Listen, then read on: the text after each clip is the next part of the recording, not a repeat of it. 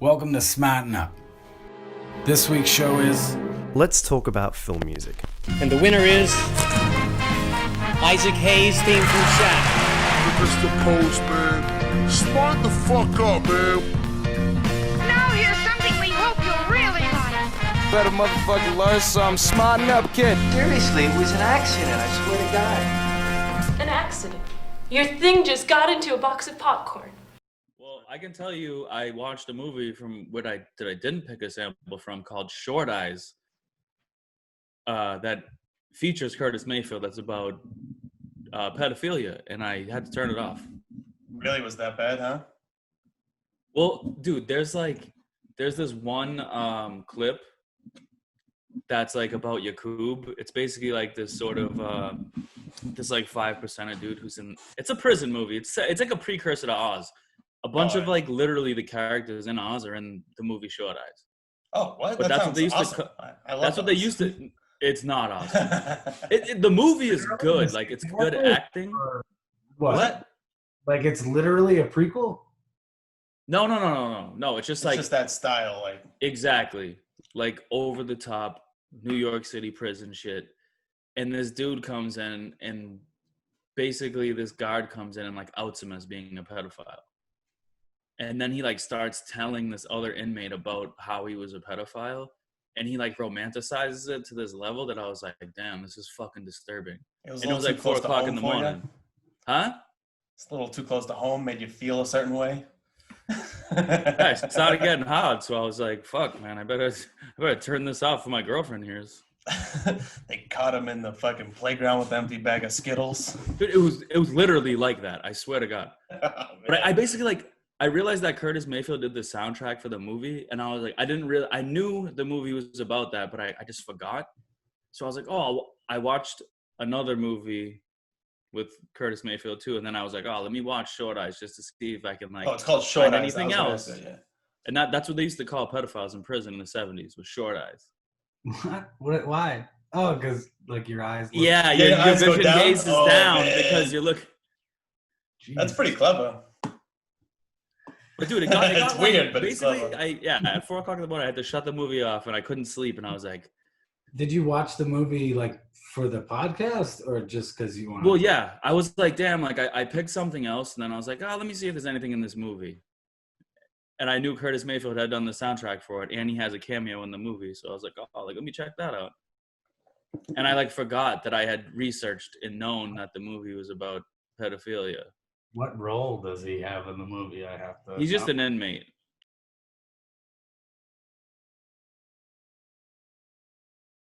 Joe Pesci's in the movie. Nice. I fucking love. Dude, this Luis Guzman is like fucking 19 in the movie. He's just shredded. I was like, what the fuck? His face hasn't even gotten fat yet. Wow, I've never seen him not. Is this like early 90s, 80s? Or? Dude, 1977. Oh, shit. Oh, so. It's old, dude. Luis Guzman was like a fucking OG New York like actor, but I didn't know. Sure. It's like an art house movie in the 70s. It's worth a watch because the acting is really good and like the concept of the movie is good, but I was just like thinking about who wrote this. I was like, damn, like this is either some story of redemption. I didn't finish the movie, so I can't really speak on the ending, but It sounds awful. I don't think I'm ever gonna watch it ever. It sounds good, but I don't want to watch it now. Like, I don't know what to... if you watch it, it makes you not a pedophile. Actually, Curtis Mayfield, those things usually would make me want to watch it, but the way you kind of described it, yeah, I'm out. Well, you know. The movie I chose was the Curtis Mayfield soundtrack, so now I'm worried if we chose the same sample, by the way. I don't think we chose the same sample, but we might have chose the same movie. I'd be surprised because I think the soundtrack for mine pretty much has just like one. I don't know. Maybe I'm wrong. I didn't even listen to the whole soundtrack. Should I just do mine? I say we just do it, yeah. Yeah, now that we got you all geared up on pedophilia. Right. Here's the wrong stance for you to get. I'd like to go first. My short eyes. All right. Well, the theme is soundtrack. We didn't say that, I guess, but it is in case.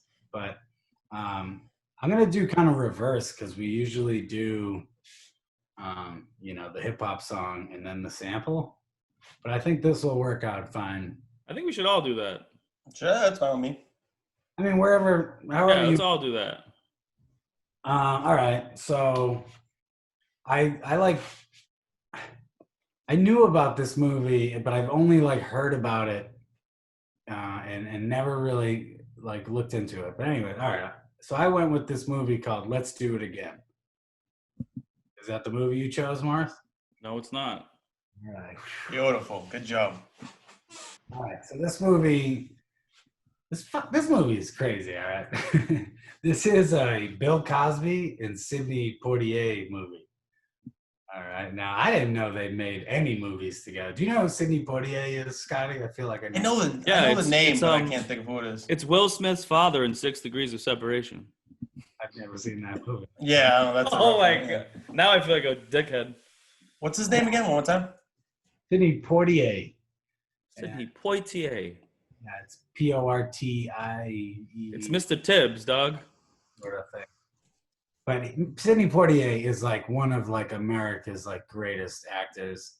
I mean, he's a black actor who was probably one of the earliest ones to get really acknowledged, but just been around. Like I knew him when I was in school. He's in the movie Raisin in the Sun, which is like a really big book and play.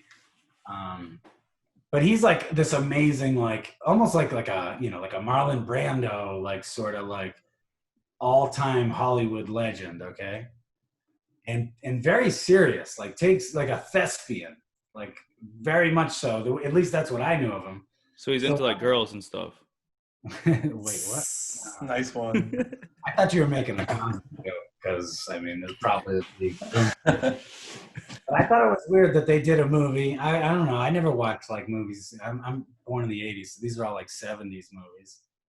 But they had like 3 movies. Okay, their first movies together, Scotty, is called Uptown Saturday Night. Oh, like Camp Lo? Camp Lo named their like album after that. Oh, Yeah. Nice. And then their second movie is called Let's Do It Again, which is kind of like, a play on they're doing a movie again. But also Camp Lo named their second album Let's Do It Again. Yeah. I was gonna say, shit. Camp Lo is straight up. Even songs they made are named after movies and like things about their movies too. So you can tell they were definitely heavily influenced by. I I love didn't them. mention that. I'm like totally clueless to this. I'm sure like, it's because I'm an 80s white kid. But yeah, I didn't know anything about any of those connections. But all right, so the movie Let's Do It Again, I just want to tell you like the plot of this movie. It's called Let's Do It Again for that other reason, which is kind of like a meta sort of thing that they did.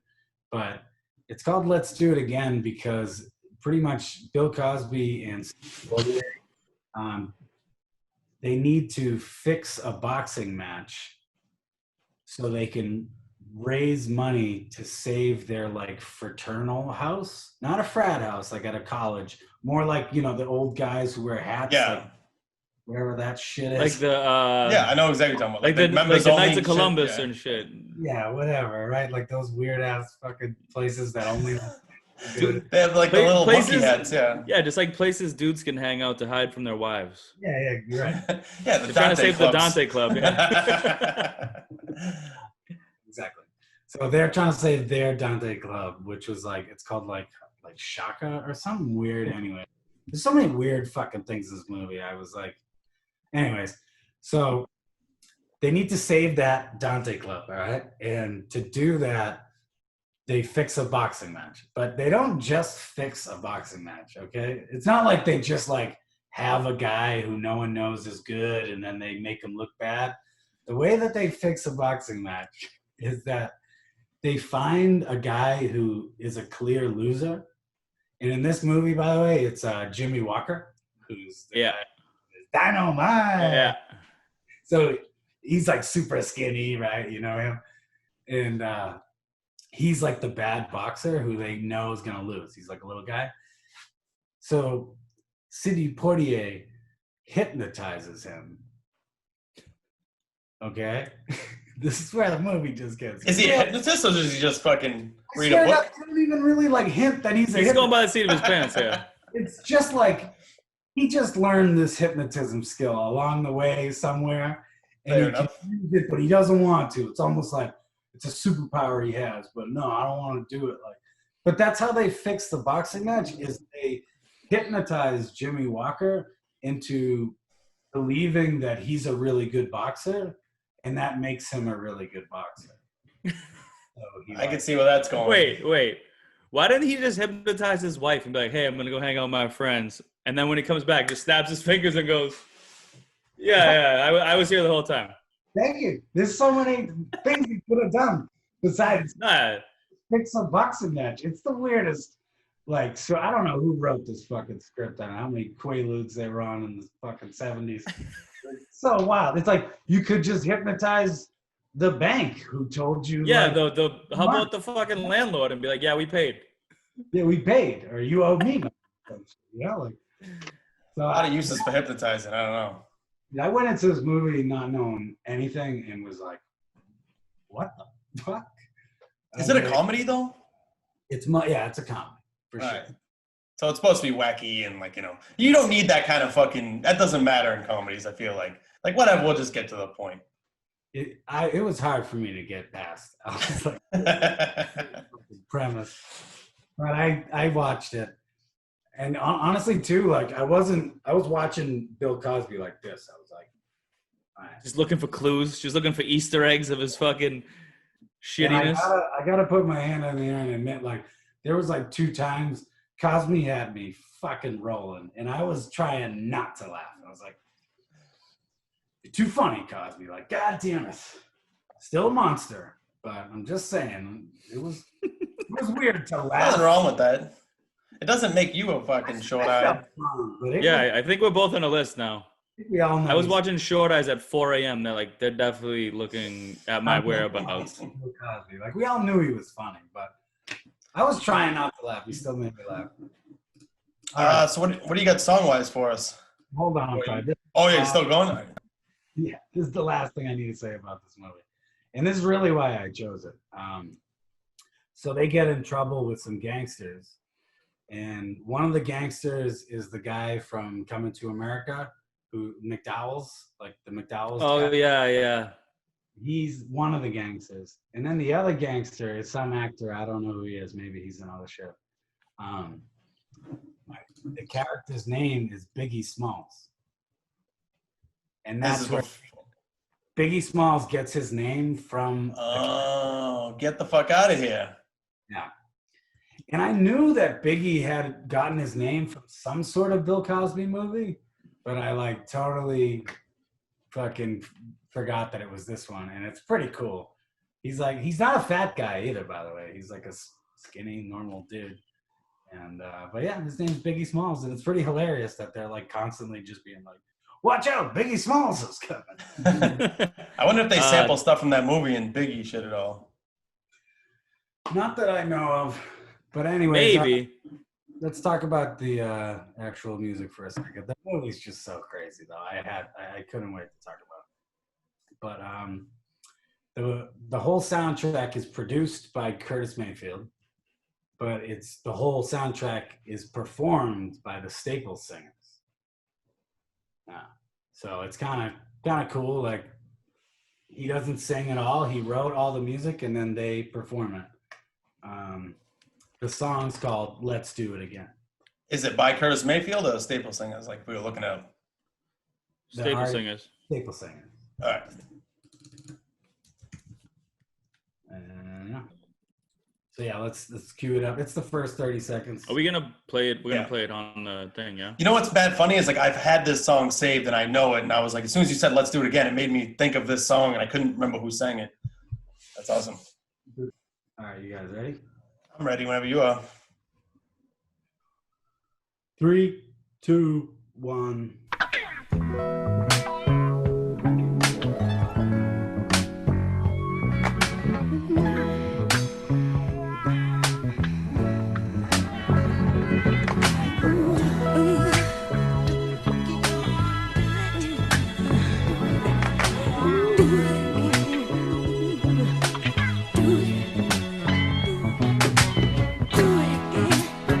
I'm looking at that too. Yeah. Let's do it again. So yeah, I don't know. It's a very Curtis Mayfielding, field sounding Ish. song. Yeah, is what I'm trying to say.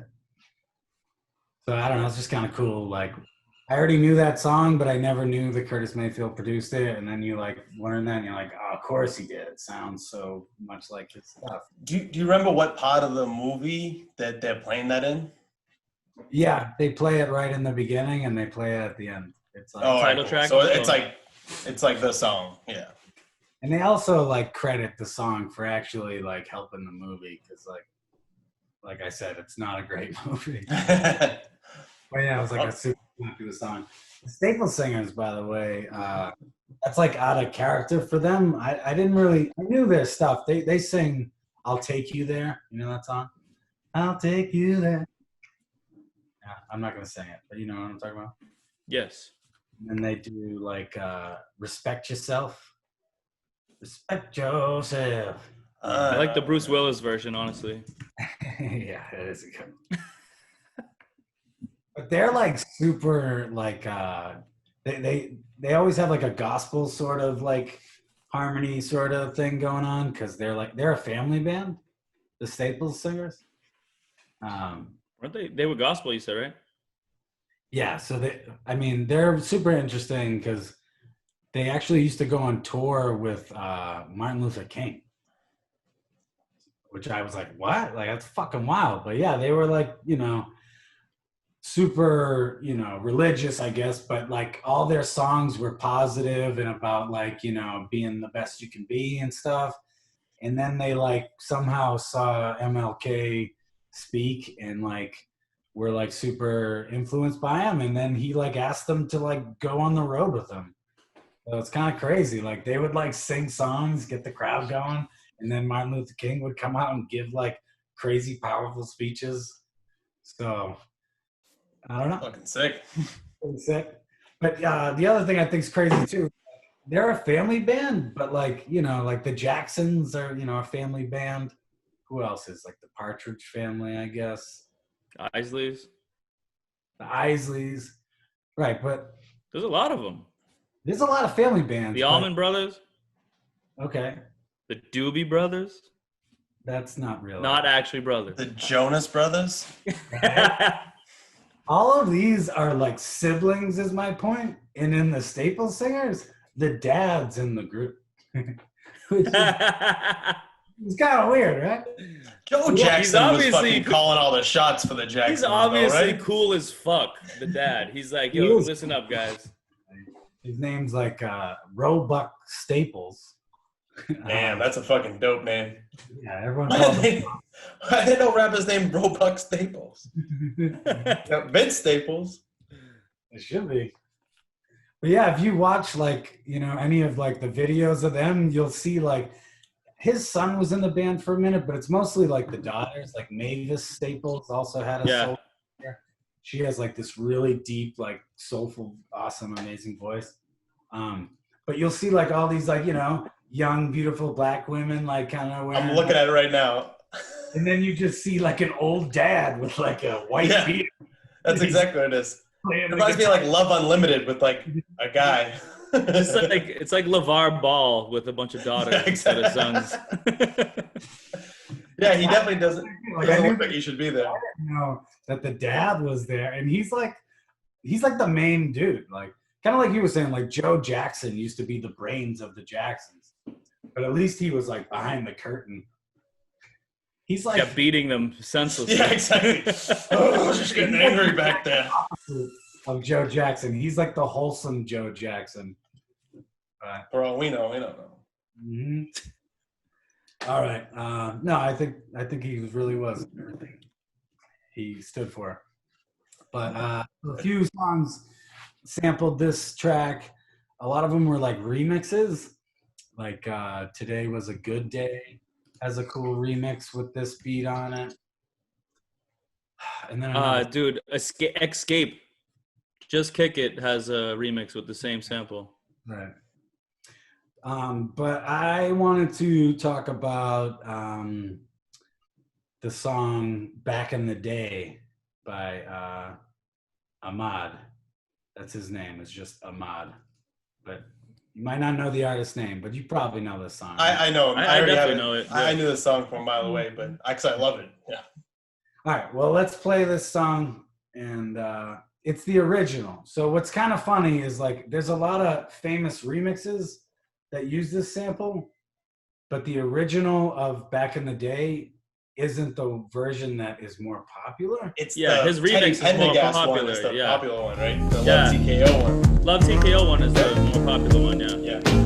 But if I chose that, I obviously couldn't talk about the whole movie. Oh yeah, it wouldn't make any sense. Yeah, no, this is perfect. But this was kind of cool because it was like, oh, I never knew the original actually, was a whole nother beat. And it's a little more like this "Let's Do It Again" sample. It feels like a little more like positive, where the Teddy Pendergrass one's kind of like sad, nostalgic. I mean, you know how like nostalgic this song is? Like, I remember how it was to be a kid. I miss it. Like, I feel like the Staples Singers version is a little more like, I remember being a kid. It was great. Yeah, it's like being like, my life turned out more positive than Ahmad's did. Yeah. Ahmad's is like, my life is not good now, and it was way better when I was a kid. I always felt like this was like a Far Side song or something when I was growing up before I knew. I Like it just has that vibe to it. I thought it was like I thought he was a member of the Fireside. I don't know the Fireside that well. It just has like such a Exactly, like, just sounds like something they would do. Yeah, his voice too, like sounds like very much in that same like the way he like stretches it, if that makes any sense. The way he stretches his voice, it sounds like the way the Fireside did. Like his kind of like flow patterns are very similar. Yeah, exactly. Like, sure. dude, it reminded me so much of them. Yeah. All right, we want to listen to it for a second. Sure. Yeah. Can us down. I wasn't ready, but I'll be ready. That hair is getting long, Poster. All right. I kind of get like a Kurt Russell thing going on. That's one. Or Swayze. Anyone's ever said to me, I'll take either one of those. I've been getting a lot of fucking what's a Rick Roll motherfucker. Who? Rick, what's his name? Aston? Rick Aston. Ashton Kutcher? No, I mean Asher Roth? No. Rick Aston. Oh, Rick Astley. Oh, Astley. Rick Astley, yeah. I look like Rick Ashley Roth. Yeah. So you want to count us down over here? I should do that. Ready? Yep. 2, 1. Back in the days when I was young, I'm not a kid anymore. But some days I sit and wish I was a kid again. Back in the days when I was young, I'm not a kid anymore. But some days I sit and wish I was a kid. Back in the days when I was young, I'm not a kid anymore. But some days I sit and wish I was a kid again. Back in the days when I was young, I'm not a kid anymore. But some days I sit and wish I was a kid. I remember back in the days when I was just a little niggero. I looked up to my bigger bro, begged if I could kick it. So when he went out with girls, I could go tagging along, nagging. If she had a sis, maybe could mack a baby hood rag. Y'all remember way back then when it was 1985, all the way live. I think I was about 10, one of those happy little Yeah, we all know singing that the blues. That's always My favorite line is just "Get it with the younger hoes by the bungalows." Yeah, he was, by the way, he was 17 when he wrote that song. Isn't that fucking crazy? Jesus, huh? He's like 17 years old. Like, I remember being young. He's like, fuck. Growing up fast when you're, you know. True. He's from South Central. And I guess he's from like the bad part of South Central. Like, I watched this interview with him and he's like, people from the hood used to be scared to go to my hood. Like, so yeah, I think he did kind of grow up quick. He's mad smart, this guy. After his rap career didn't really go anywhere, which he was saying wasn't really his fault. Like, he's a one-hit wonder, definitely. Like, he didn't have anything else really land. Actually, he did the song Meteor Man on the Meteor Man soundtrack. So it's something. You ever see that movie? Who the fuck is the comedian in Meteor Man, by the way? I remember watching that movie, but I literally have no idea who that guy is. Said his name, I would know it, but I don't know his name off the top. But that guy Ahmad, he, like I said, he was like a one-hit wonder when he was like 18, and his record label was like going out of business. So like even though he wanted to like release music, he like couldn't and shit because he was under contract. So I felt bad for him when I learned all this. But he like just decided to go back to school after nothing really worked out, and he got like into Stanford and was like the valedictorian of like his community college, and that's how he got into Stanford. And now he's like a super smart like sociologist like guy. Fucking A, huh? Yeah, he's the man. Like And he came through like the fucking dirtiest hood and then just came out like that. Fucking dope. Super like mature. He was mature then, like when he was 17, obviously. And he's got a good head on his shoulders, Ahmad. He's doing fine. Don't worry about him. I will not do. I was, dude. I was like, anyone who, if you peak at 17 and start to look back on your younger days, you're like, shit, you don't plan on being 25, dude. That's a very good point. Like when fucking people that young are like, back in the day, we used to fucking do this bullshit. It's like, now I'm 17, I got fucking kids. Like, I remember when I was living in San Francisco, I saw a rapping Forte walking down my street with like half a computer that he's definitely just He's looking for the other half. So he's not doing so good. He's kind of the new category, kind of. So yeah, Ahmad's doing good. Nice, I like that one. That sample, the Staple Singers and Ahmad, they're just like showing the game. Didn't hey, just other notable samples that sampled. I researched that too. I didn't pick it, but DTP did it too, right? I didn't pick it. What do you give me the finger for? I didn't pick it. I picked no, just no. That's not what I was saying. I just like. But who did? DTP, right? You talking about their nostalgia song? Well, didn't they make a song called "Growing Pains"? Yeah. Is that same sample? I don't. I thought. Hey, who's DDP? DTP. It's Ludacris's like. Oh no, that's fucking from Growing Pains is no, it's not. It's Private Number by fucking what's his name? It was the Dilated Peoples, the same song they used. Yeah, it's called like Private Number. William Bell, that's his name. William Bell, Private Number. That's the Ludacris one. William Bell, I Forgot to Be Your Lover. I Forgot to Be a Lover, I'm sorry. Private Number is a different song. On who sampled. But yeah, but that is like another. No, I'm definitely right. Where they just talk about like, hey, remember I used to wear fucking neon clothes?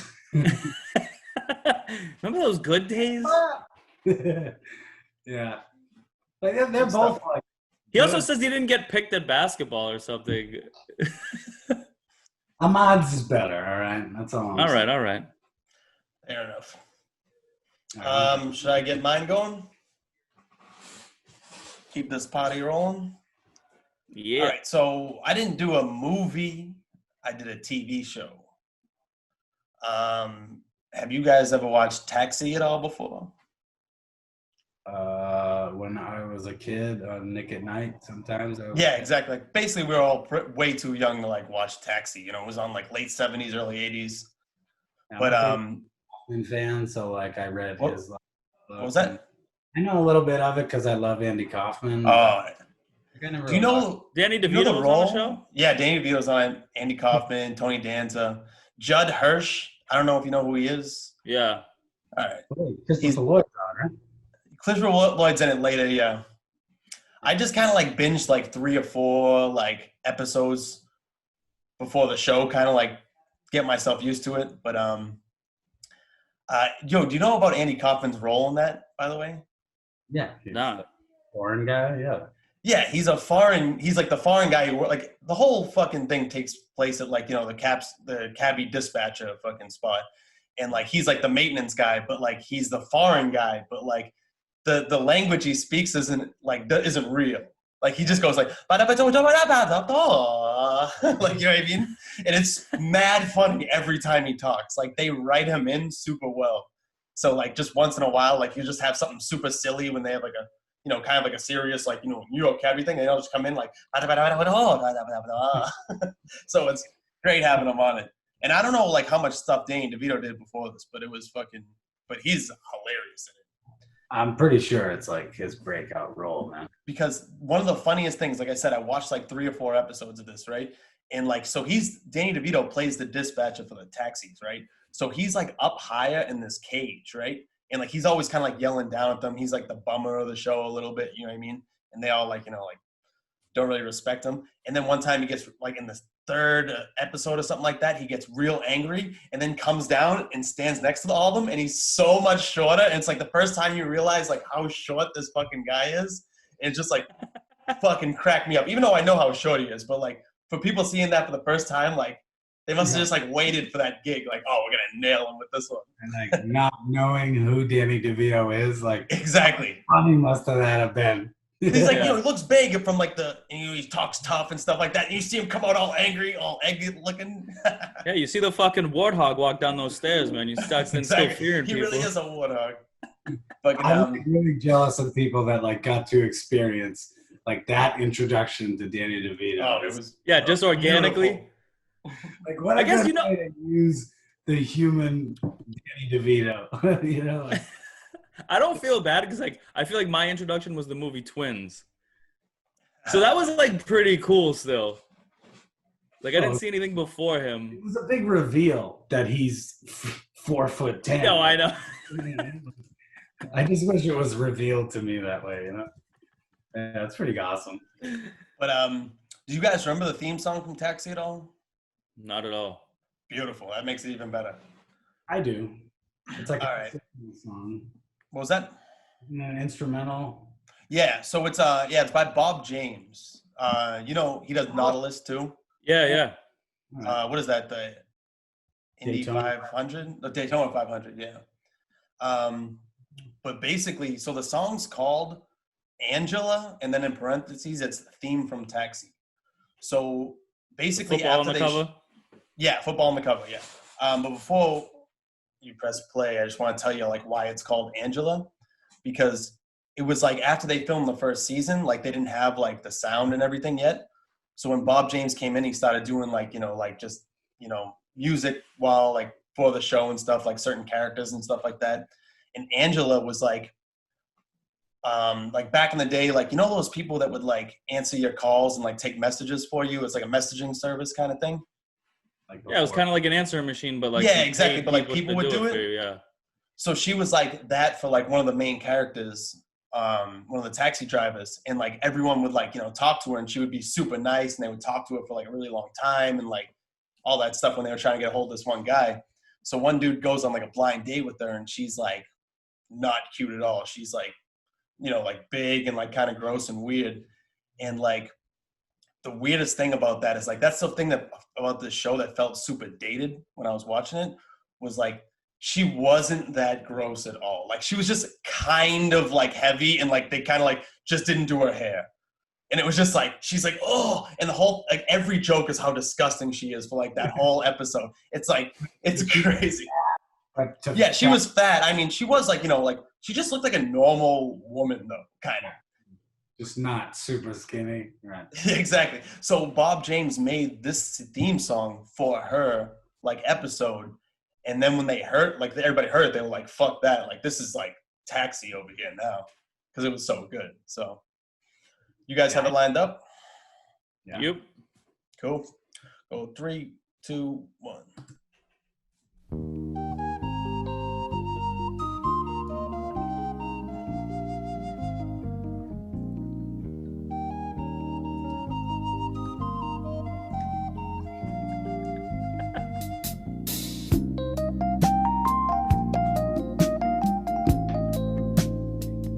Oh, that's fucking fire, pal. Oh, it slaps. This whole fucking thing slaps.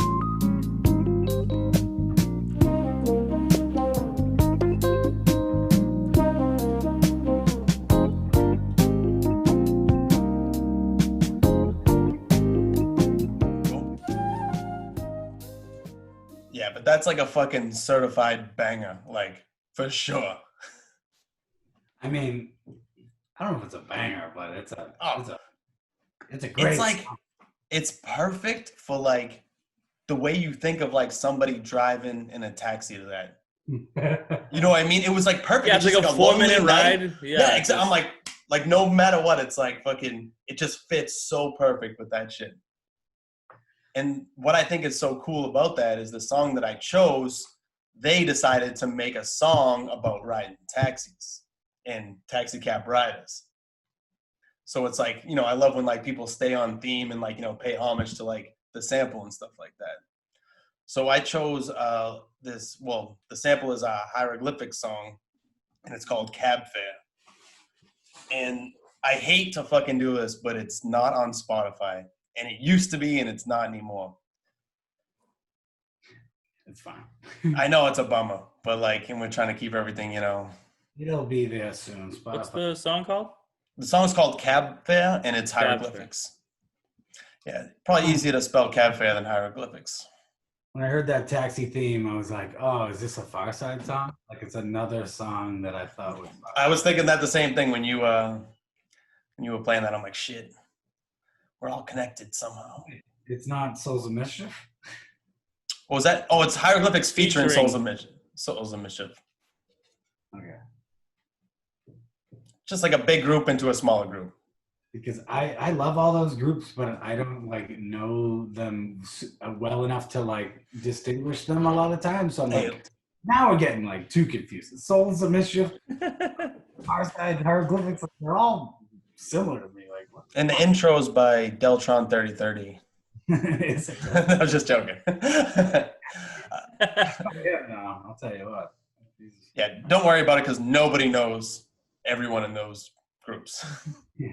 I would like you to name every Wu-Tang affiliate, please. Bomb shot. Even the guy who cut his dick off and jumped off the roof or whatever. Yeah, that guy. You don't remember that post? I don't remember anything, but I thought I would have remembered that. What? Yeah, the Wu affiliate who actually tortured himself? All right, let's get back to that. Fair enough. We'll talk about this in a different episode. Do you guys have it lined up and ready? Yep. Cool. We'll go 3, 2, 1.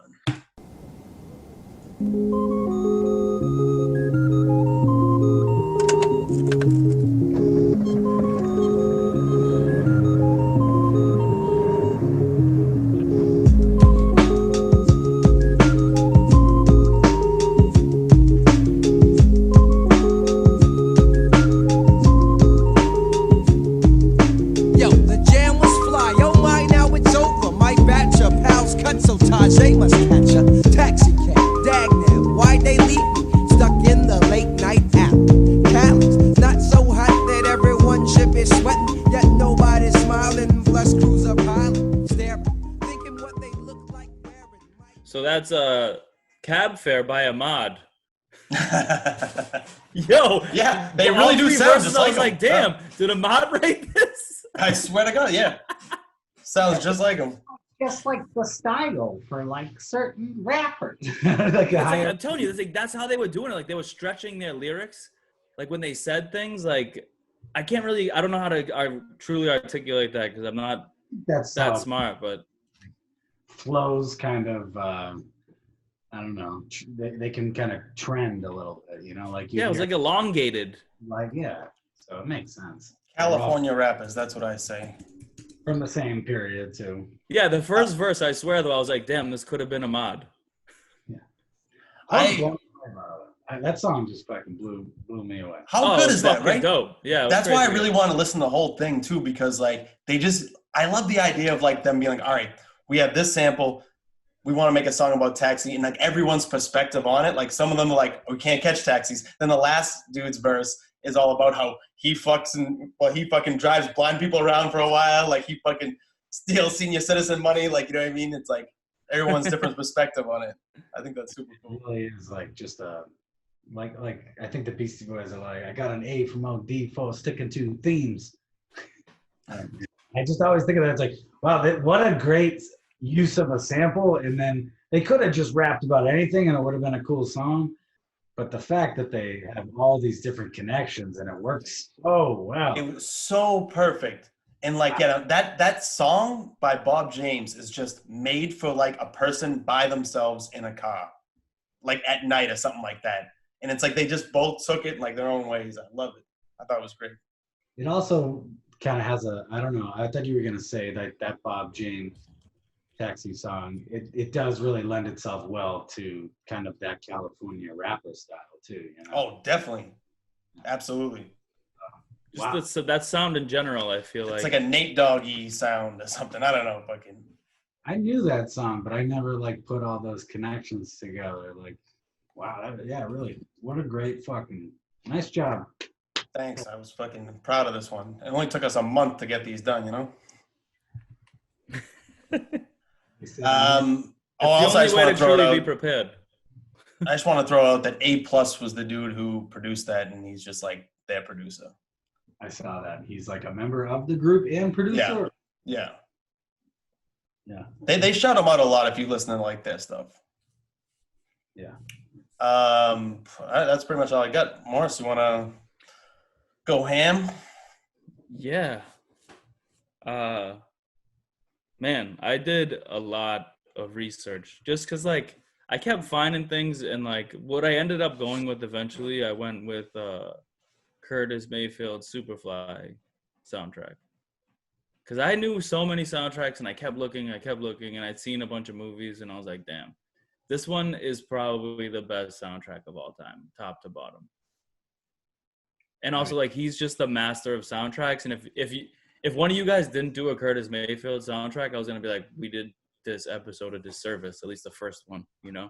Well, I think it's important that, like, you covered this because, like, we're always trying to be like, let's find something that we know the rest of us aren't going to know and shit like that. But it's like, it's important to have these, like, big names on, like, fucking these kind of shows where it's like, you know, because we know them doesn't mean, like, other people don't. Everybody else does, exactly. And, dude, it just was like, I bought the movie Superfly, by the way, and watched it.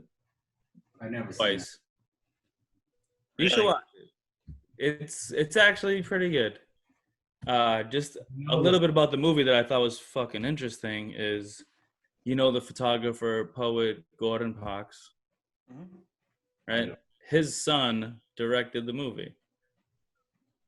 So Gordon Parks Jr. is the director of the movie. Gordon Parks also. How old is he now?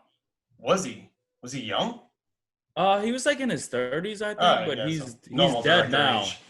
Yeah, he's dead now, or maybe in his 40s. But they died in a plane crash, like somewhere over Africa. Poor motherfuckers over here. But he Curtis directed Mayfield a few. luck. Dude, that was even crazier. Yeah. Curtis Mayfield got paralyzed because fucking lighting equipment fell on him at a show. He's just paralyzed from the neck down. What? Dude, it was so crazy. But I did a ton of research, obviously. A couple of things about the movie Superfly that I thought were definitely noteworthy. They had a $500,000 budget and made $30 million. Holy shit! And this is what, like 70 what? I don't. 5? I can't know. I think it was earlier. It was like 72. I want to say. I mean, it's no Blair. I'll figure it out. You keep going. It's no Blair Witch. 72. You're right. Yeah, 72. Shit, man. But the movie is great. Like, you know, usually like it's lacking like something, and I thought this movie just did a great job all around. Like the fucking story was good, and like basically this guy, Youngblood Priest, who's played by Ron O'Neal, is just. He's like the hustler that's like, I'm tired of this life, man. He's like kind of a sensitive thug, you know, and he's like trying to get out of selling coke and pimping. But every 2 seconds, he's taking like his like Prince cross coke spoon and just like every 2 seconds in the movie. And I'm like, damn, this dude just needs to go to rehab. But he just like is basically like, I don't want to go be a square. So he's like, I'm going to do one last big deal and get out. You know, it's kind of like the classic story. And so many people were influenced by this movie, and it was sampled in so many songs. But and dude, every song on the soundtrack has also been sampled like 50 something times. Yeah. You know, which so it's like very difficult, you know, and I wanted to try to choose one that like I don't think everybody really knew, because I wanted to still try to smarten everybody up. I don't want to be like, yeah, so the song is Pusher Man by Curtis Mayfield. But the song that I ended up choosing was Think, is the title off of Superfly. It's just instrumental, right? Yeah, it's an instrumental song. He's just like super coked out and like contemplating his life, and I thought it like worked awesome in the scene, and it was pretty funny.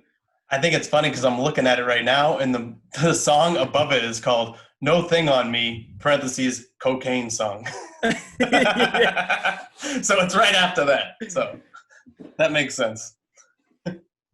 Yeah, but definitely. All right, let's get into this talk, because it's one of those, like you said, it's kind of like what you picked, Scotty, where it's an instrumental. It's not necessarily like a great song to be like, yo, that song's unbelievable. But where it was in the movie, and like what they did with the sample, I thought it was like still worth doing. All right, this is Think, Curtis Mayfield. You guys got it? Yeah. 3, 2, 1.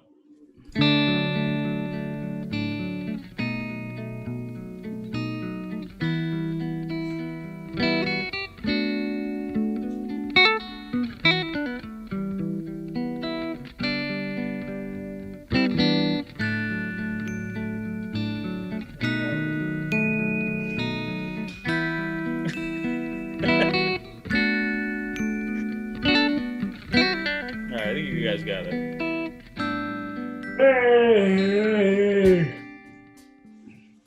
I actually never heard that.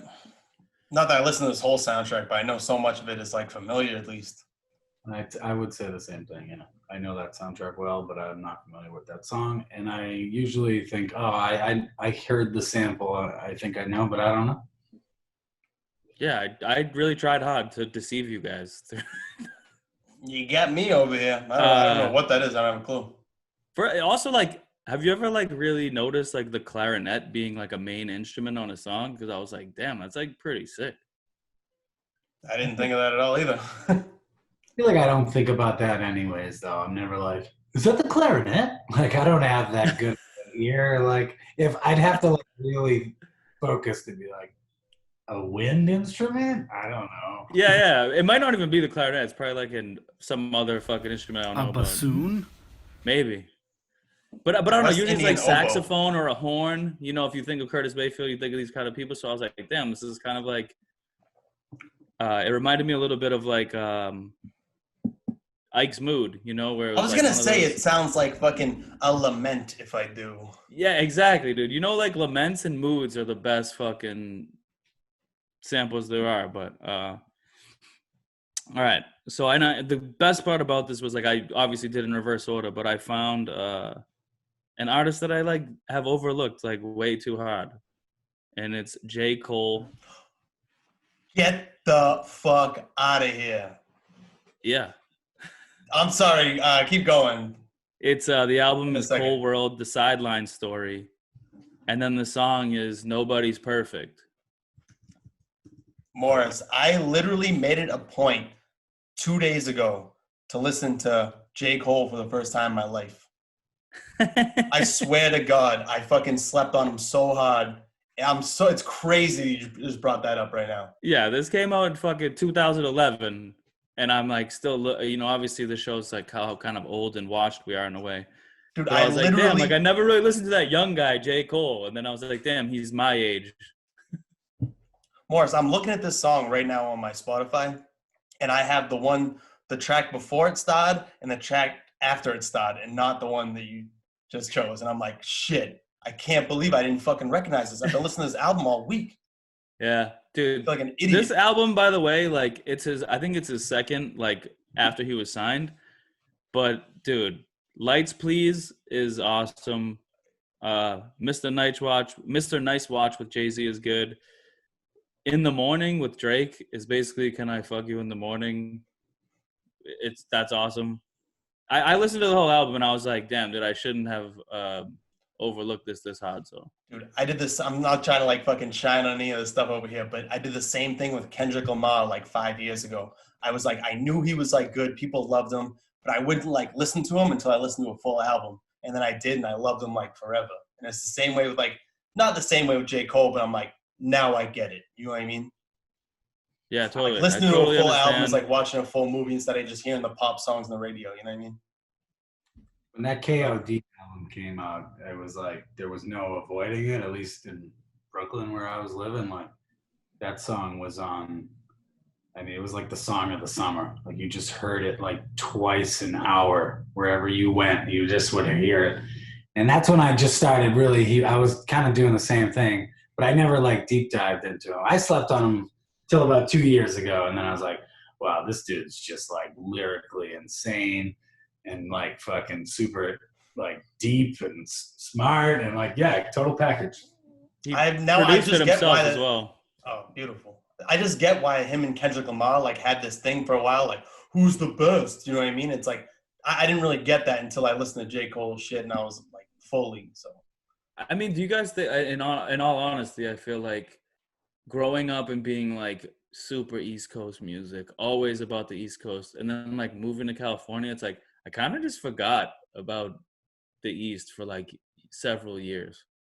And then maybe I was just doing like reverse engineering and like listening to like old West Coast to try and like understand why Too Short was so good and shit like that out here, you know, and like just kind of going back when listening to people out here being like, dude, you need to listen to whoever, Be Legit, or you need to listen to E40 or go back and do all this stuff. So I just kind of like stopped paying attention at a certain point. Well, there's also a thing where like, you know, like obviously we grew up with like old school, like East Coast hip hop, but like to like just dwell on that is like super lame.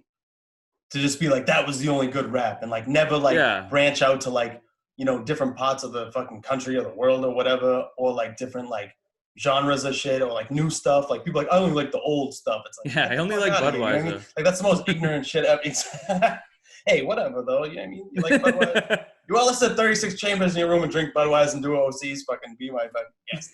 I don't care. I remember my father used to say that. Like my father would be listening to like fucking WERS and like kind of like weird radio stations, and I'd be like, Dad, why don't you listen to like the classic rock channel? Like it's all your jams, right? And he was like, I already listened to those in the fucking 70s. Like I don't need to hear. And like I'm ready for something new. I think that's like a smart person does that. You know what I mean? Like, it's just super ignorant to just be like, oh, all the new stuff is trash. It's like when you haven't listened to like any of it. And I have to like check myself on it all the time too. But it's trash. It's definitely fucking ignorant. Yeah, but there's plenty of trash. There's trash back in the day too. But even to just give them a chance to like do the things that you keep asking people to do, which is like homage to the artist that you like, which is what this guy did for sure. What Kendrick did, what all the good people always do, what all good artists do is go back and homage to the people before them, and they're fans of music. They're not just there to like make new things and make money or whatever the fuck people are trying to do, you know, like. Yeah, you know what I was gonna say too, like I think it's just as you get older, it's like you just don't really have the time to sift through what's good and what's bad. You know, like I still try to stay in touch with what's going on, but it's like I have to go way out of my way to do that. You got to become like an elementary school teacher, like Edward James Olmos, and just be like, I gotta. You have to. It's super hard. You have to click release radar on your Spotify or all the new shit that they fucking just put right in front of you. Well, it's super easy. Hold on a second. First of all, release radar is only showing me what they think I like that's new. So they'll be like, hey, we saw that you listened to the Eagles like a week ago. Did you know they re-recorded their album? And I'm like, it's not all that. No, but what I was going to say is I go to like Rap Caviar, which is another Spotify playlist. And then there's like, what is it? Something Gold or whatever. They have like two of like, this is what's new and good in hip hop. And I still have to like sift through it because like I'm not saying maybe it's all trash, but like it's not all J. Cole. I'll tell you. Nah, you're that. right. You're right. You do have to sit through it. 100%. You're right. You do So have to sit through it. And I'll do that. Like sometimes I'm like, whatever I'm doing, the dishes are cleaning, I'll put on Rap Caviar just so I can like kind of know what's going on. But maybe just the older you get, the more your like depth of field is narrowed. Where like when you're young, you're like, you mean like I'm not just listening to music organically. It's like I'm like studying. Like I'm still in the know. Like okay, yeah. I'm like, how long is that really sustainable? You can't really keep that up and be genuine about it. Nah. I did find by doing that though, I found a few people, and one of them I think we should mention just on this kind of J. Cole Kendrick thing. I think this guy YBN Corday is like unbelievable, and I found him by like doing that, like studying rap. I never even heard of him. Just hitting fucking, just being the Buscemi meme. Hey kids. With the rock band shirt on. Just mall grabbing your fucking skateboard. Just what's up? Hold on. Is that like another chick like Young Ma? YBN Corday is a young man. Oh, shit. Sorry, I just clicked on it and a picture came up. You saw a picture of him? Get that shovel out, Scotty. What's the song? Fuck. Whatever. You fuck up once in a while. Anyway, that's a whole not. Maybe I'll try to pick a sample of it so we can talk about him. But I want to hear this Kendrick. This. Yeah, completely forgot about it. Yeah, the song is "Nobody's Perfect," J. Cole and Missy Elliott, which is also sick. I love Missy. You guys ready? Yep. It's off of Sideline. The Sideline Story is the album. 3, 2, 1.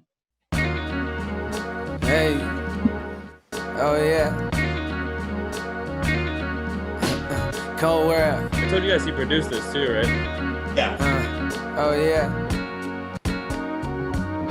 Yeah, this is for all the fans that waited, the bitch niggas that hated, old hoes we dated. Look, mama, we made it. Your son out in Barbados, cheese, eggs, and potatoes. Smoking weed on the beaches, my mind working like Play-Dohs. Analyzing the world, fantasizing about girls. I'm handing diamonds and pearls, then vandalizing her curls. Sweating the weave out, moans that she breathes out. Fuck I'm doing in parties with Hova and Steve. Make a gif out of that. My history teacher's so cool. By the way, Missy Elliott says, "We rock the boat." Poseidon. Could be referencing the movie Poseidon, where the boat's upside down. You ever see that? That's 100% sure. I thought it was shouting out "Rock the Boat" by Aaliyah. Maybe, but she says Poseidon. I don't know. Yeah, I don't know where I was going with that. Just like more movie. I fuck with it. But you know what I wanted to say? If I'm really imagining like a true fantasy of this song, it's like J. Cole made this beat that sounds very much like something she rapped on like her first album, and then was like, "Can you get me Missy to do this chorus?" Like that's like kind of powerful if he did that, which it seems like he did. She didn't even do a verse. Dude, that was also like, I completely agree with you on that. Like where it's like, it sounds like something that like would have been like a 90s like R&B kind of style. Yeah. This album has that feel too. But I can totally tell why I didn't recognize that like that when I heard the sample, like the Curtis Mayfield ones, because he chopped the fuck out of it. Yeah, exactly. So it was like, and like I'm glad that it wasn't so obvious. I'm like, how did I just listen to this whole album and not know this? But yeah, I respect the shit out of people who chop shit up like that. So that's fucking dude. cool. If you listen to Best Friends on Super Duper Fly, it literally just reminds me of this song like so hard. It's Missy and Aaliyah, but it's called Best Friends, and it's just like, I was like, man, that. I wonder what that sample was. I don't know. I haven't checked, but it's not the same song, obviously. But yeah, nice. That's a good one. Yeah, Like, dude, I was fucking super amped happy up just to that, say, like, couldn't believe you know, it. that I could find something that was like not something I had heard before. Like, oh, I know this sample or whatever. I didn't know either song, so it was like really like a fun way to figure this shit out. It says that Missy Elliott song was sampled in the J. Cole song. Which one? Best Friends? Yeah. Oh, really? I swear to God, I didn't even look at that. Yeah. Oh, that's good ear right there. And that's off the Missy Elliott her first album's called Super Duper Fly. We were talking Superfly earlier. Wow. And he's gone. That is fucking wild, though, huh? I swear to God, I really didn't even look at that. Great. So J. Cole samples Superfly, brings Missy Elliott on the track. Missy Elliott already had a track with the same sample and named it Super Duper Fly. Is that what's going on? Yeah. Elliott's album was called Super Duper Fly. Yes. Holy shit, huh? We just made a fucking Charlie connection over here. Yeah, that's good. Nice. It makes me want to listen to that J. Cole album too, because I know his that KOD album very well, but that's about it. So I gotta do that. I like it. I like the corny stuff too. I don't care. What, J. Cole corny stuff? Yeah. I mean, like he had like that song where like workout where like he does fucking like straight up now. Tell me, do you really wanna love me? Like he like I fuck with that song. I don't care. The Paula Abdul song. I don't care. Yeah. Yeah, that was awesome though. I think we all had really fucking solid ones, and we should have because this has been like a month hiatus for us, basically. Yeah, and I know all our fans are aware of that too. Yeah, they've been clamoring for a new episode. Is the research done yet? Have you not completed the research that you just found out about at the end of the episode?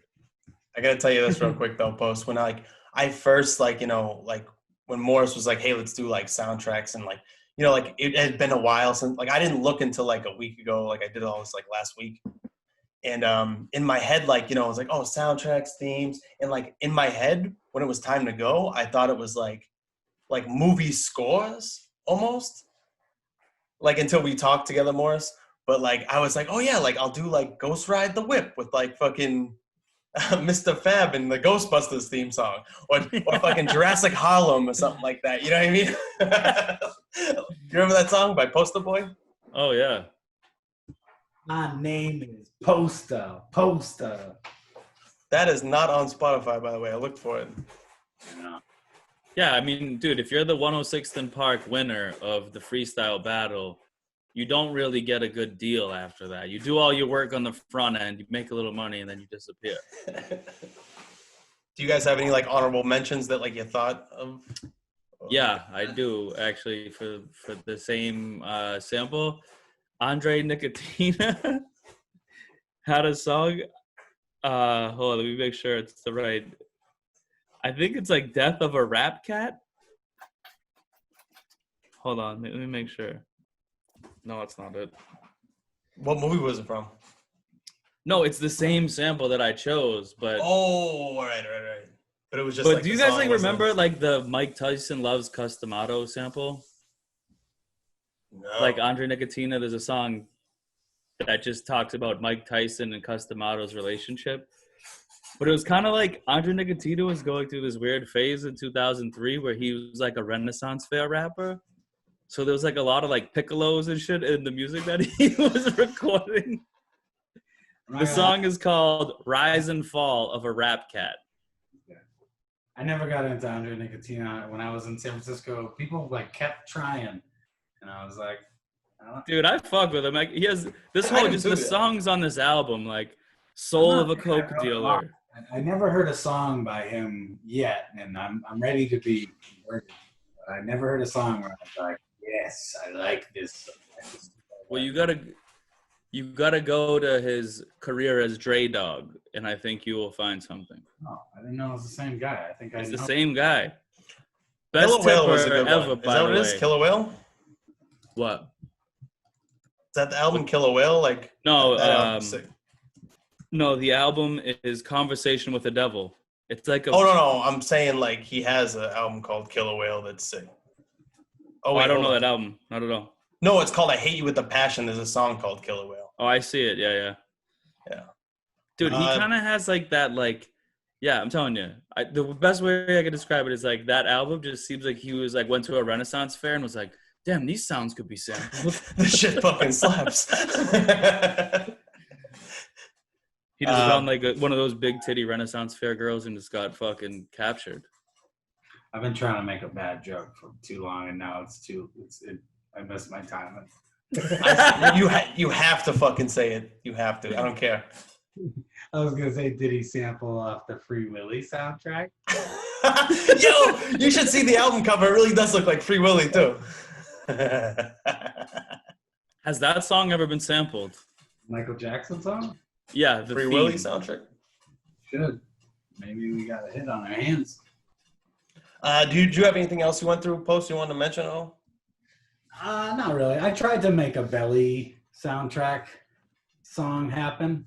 We were talking about Belly like on one of the last episodes, and I was like, let's talk more about Belly. I fucking because that movie pretty much is a soundtrack that they made a movie into almost. You know what I mean? Like, yeah, dude. We should just do an episode about the movie Belly, totally, just without any.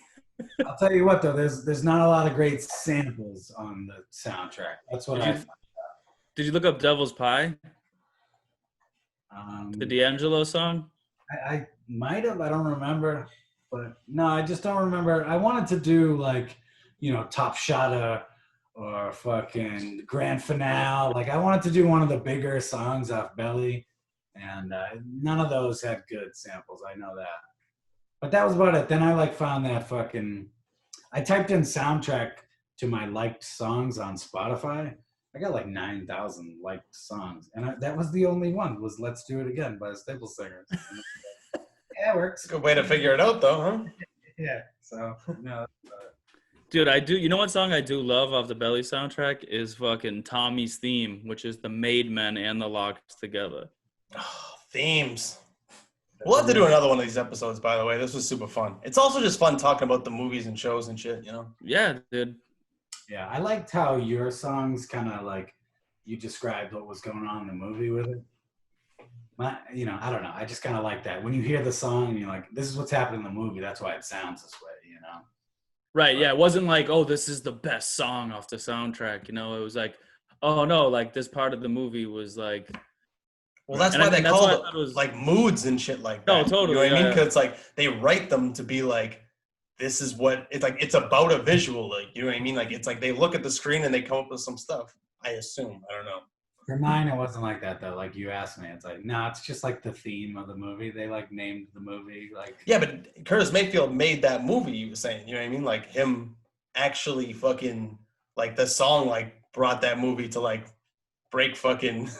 Right, but it's not a mood. It might as well be like the Ghostbusters theme. You know what I mean? But it's sick though. Who cares? All right. And the Ghostbusters theme is good too. I don't know. Dude, the best Ghostbusters song though is the Bobby Brown "On Our Own." That's from number 2, by the way. Yeah, but that's like isn't that the outro Yeah, the song? ghost It's not thing. the theme song, but You play it throughout the whole movie. do they? Oh man, what a fucking jam that is though. Absolutely. He raps about proton packs. Bobby B snorted so many proton packs, dude. You don't even know. All right, we gotta wrap this up. Yeah, let's wrap this up over here. Yeah, that was the soundtracks episode. Pretty much it. That's it. See you later. What a score. All right, Young Life.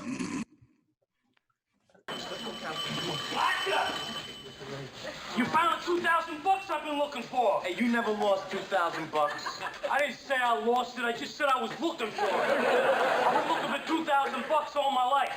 Hands off, Louie. Hey, Louie. Oh, my God. It's your mother calling. She says somebody's trying to break into her apartment. Tell her I get back to her.